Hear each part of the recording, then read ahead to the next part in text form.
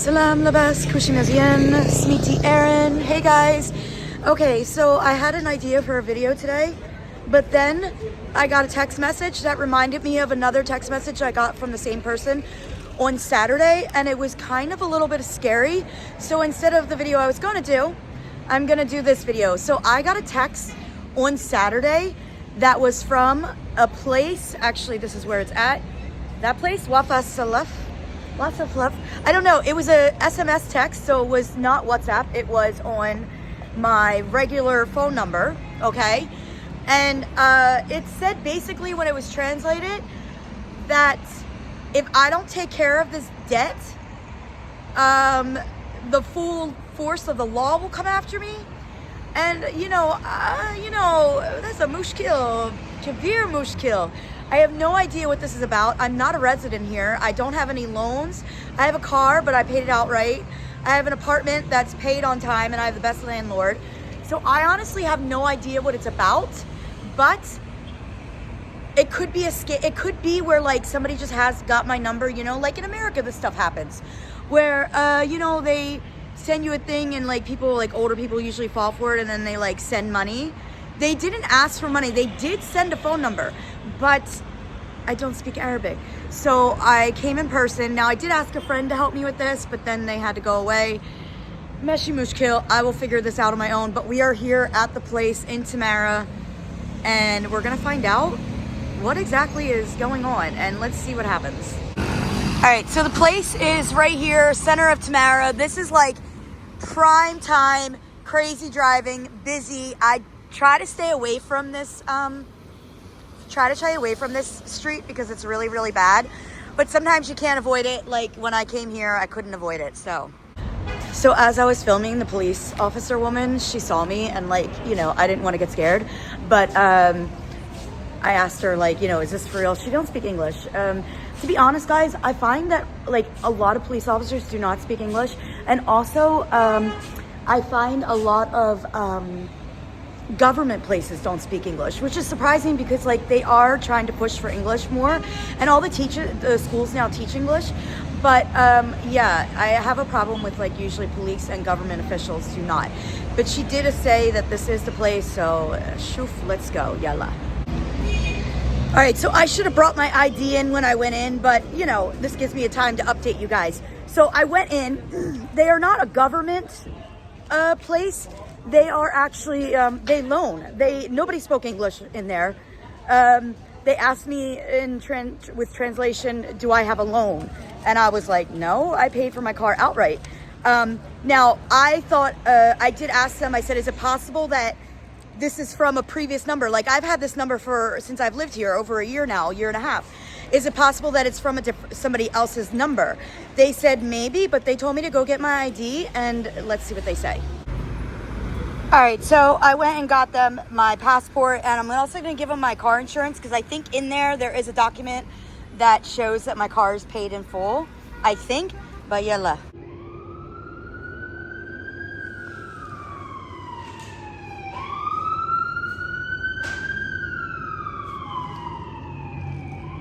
Your organization is not our side, not what, only access a subcontractor.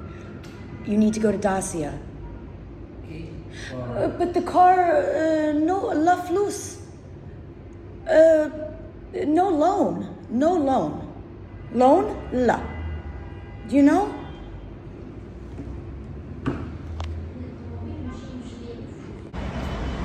All right, guys, so I just left.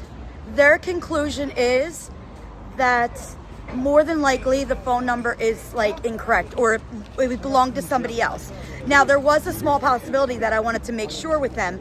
If you guys remember, you know that I don't own my car. Like, I mean, I own it. It is mine. Nobody can take it from me. However, for purposes of owning it here, like the car is not in my name. You could check out the video where a Moroccan owns my car. Because I'm not a resident, I wasn't allowed to have the car in my name. Now, there was a whole fiasco with that because they didn't tell me that when I already bought the car. But anyway, the car is not in my name, but also my phone number. I'm not a resident. And if you don't remember, I will remind you, if you're not a resident, you cannot have like a phone number in your name. So Meshi Mushkil, I had the same friend who has the car in their name. my phone number is also in their name. So I thought while I was sitting there, I thought, well, what if maybe like this person owes something, and like, you know, it's because like their number, that's their number, but it's not really your number because they have another number too. I don't know, it's confusing. Long story short, they feel that it's just a problem with the phone number, and they told me not to worry about it. So now that this video is shortened now because there is no problem with it, I'm gonna go and tell you what the other video was about, and it was about my tickets.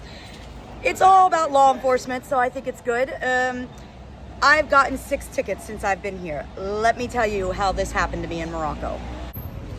All right, guys, well, I tell you the story of my 6 tickets here in Morocco. I'm gonna try to find some stuff. I know where I'm at. I'm like right in the center of Tamara, but I've never actually like walked the street.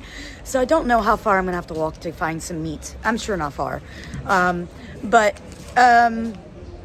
Okay, so listen, I am old as hell, guys. Old. On a side note, all you young ones in my inbox, like, you know I'm old enough to be your mother? Get out of my inbox.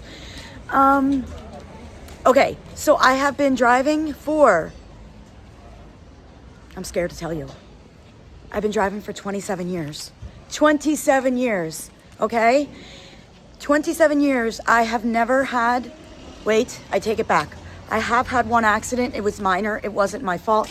I was pregnant with my oldest son, and I was in a parking lot at ShopRite, and I was backing out. I was already completely backed out. I had my car in drive to go forward, and this woman backed up into my car. Meshi mushkil. Actually, it was a mushkil because she was like really not nice about it. Like, it wasn't my fault, and she was trying to blame it on me. Anyway, that's the only accident I ever had in my life. And as far as tickets go, I've only had one ticket, and I actually fought it. It was when I was 18, probably a little bit after I got my license. I was in my own town, and I stopped at a stop sign, and then I turned, and a cop stopped me saying that I failed to stop, and I did stop. And anyway, he was butthurt because when I pulled out my license, he saw my stepfather's FOP card, which is, it's basically nothing, but it's a card that, like, I guess people that like work for, like, that are either police officers, but he wasn't a police officer. He worked at a prison. You know, you get, I don't know, it's not a get out of free jail card, but some people feel like it is. Anyway, he saw that, and he was like, oh, you're trying to show me your card so you can get out of this ticket? And I'm like, no, dude, what the heck, no. So anyway, I'm not going to find any meat here. I just realized I'm walking down I turned down the main street, off the main street. There's nothing back here. But yeah, so I've never had a ticket before, okay?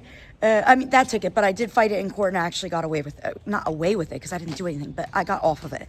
So 27 years, never had a ticket, never had an accident except for that one. I moved to Morocco, and within a year and a half of driving here, I've had 6 tickets. It's so many. And the tickets, most of them were speeding, but like, don't get crazy. It's not speeding like that. One of them was funny. I got a ticket on the way back from Merzouga. Both times that I went, and I got the ticket in the same exact spot, both times. The first time, on the major highway, not the major highways, there's this highway that goes like all the way from Merzouga all the way up to Rabat, right? Like, you really don't have to turn too much, right? Very nice driving, very good. I love that drive. And I didn't drive most of the time. My friends did. But one time I decided to drive. Of course, I get the ticket. So what happened was, the first time was, when you're coming up to barrages, usually the speed will decrease. Well, guess what? I didn't see the signs of speed decreasing until it was like there, and then I slowed down, but they said I was 7 kilometers over the speed limit. Meshi mushkil. The following time that I went to Merzouga on the way back, I got stopped there again, this time for speeding, but it was because I was I was trying to pass a big truck, which was okay. I was allowed to do that, but apparently I went like 5 kilometers over the speed limit to do that. Another ticket. Another ticket I got was, guys, in Rabat or major cities, don't mess around with your phone with the car, because they will give you a ticket. And I was holding my phone. I wasn't actually like doing anything with my phone, but I was holding it up And like literally they saw me in Rabat right at the circle and they were like, move over. So I got another ticket for that. Another ticket, which was not my fault. I mean, it is technically my fault because, you know, I did it.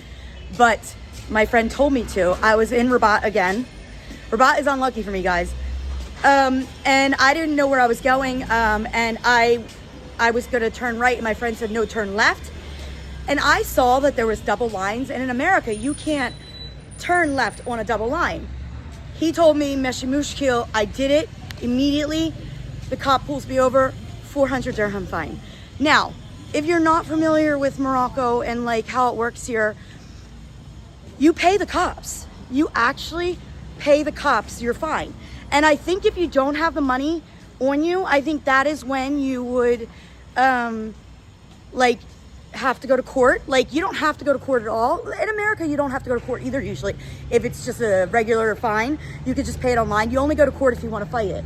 So,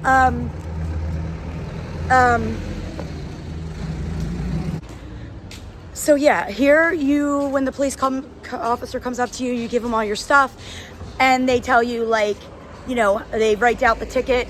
And by the way, the police here will literally pull you over anywhere. Like, meaning you could be in a busy intersection, Meshi Mushkil, pull over right here. They don't care if you're tying up traffic.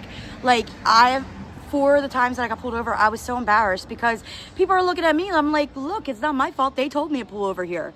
But you pay the cop the money and you get a receipt and all. So it's not like they're pocketing the money. Now, people have told me sometimes you can like talk them down. I never tried to talk them down because, you know, like, but let's be honest. The fines here compared to the fines in America. Now, I've never had like tickets in America, but I do know. I believe that a cell phone one is like $200. Here it was 400 dirhams, which is $40.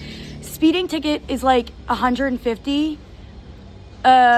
Crossing the lines was 400, but they usually range between 150 and 400. I think 400 is the max.